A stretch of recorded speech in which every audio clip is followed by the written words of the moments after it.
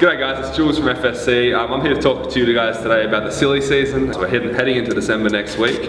And a lot of people, whether it's consciously or subconsciously, use this season of work dues, family dues, Christmas parties as an excuse to fall off the wagon and completely derail their progress. So we're not telling you guys you have to be Grinches, but if you want to limit the damage this silly season, I've got 6 tips for you.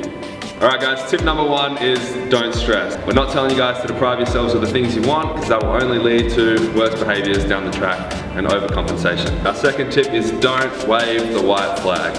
Don't concede defeat, okay? Don't just think because it's December and you have a bunch of parties that you have no chance of staying on the right track, okay? That is definitely not true. What you do need to do is try and stick to your routines as much as possible.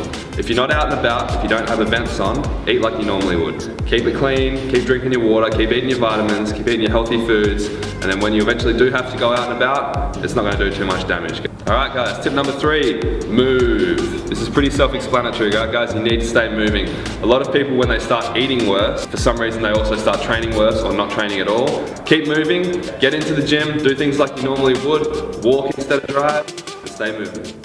Alright guys, tip number 4, limit your non-essential treats. What do I mean by that? Well, my family, every Christmas, they make Italian donuts called zeppelas, okay? We don't have them any other time of the year, so you better believe that when they come out, I'm eating my weight in Italian donuts. Don't eat things that you can get all year round, things that you can get from Coles any day of the week. Stick to special Christmas treats over the holiday period. Tip number 5 follows on from our last one. It is limit your non-essential alcohol.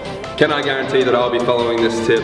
Absolutely not. Can I guarantee the rest of the staff here will be following that tip? Probably not. But, okay, if you're really in deep to your fitness goals and you really want to limit the damage this silly season, you have to pick your spots when it comes to drinking. Family parties? Absolutely.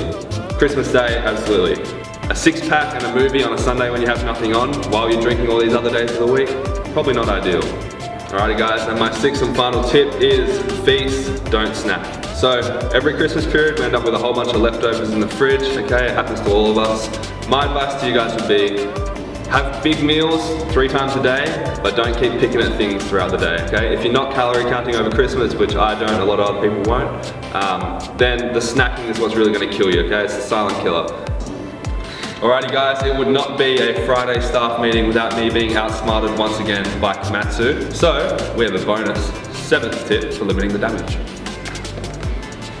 Alrighty, so a great tip that I like to use with some people through the holiday period and myself as well is when you're sitting down to have your meals, start by eating your proteins and veggies rather than starting with your carbs. So it's very easy to overconsume on the carbs if you go in first, but if you start with your proteins, so if you have like ham or whatever you're having, have that first, have your veggies, and then that way you're going to be more satiated by the time you get to eating the carbs and you're less likely to overeat.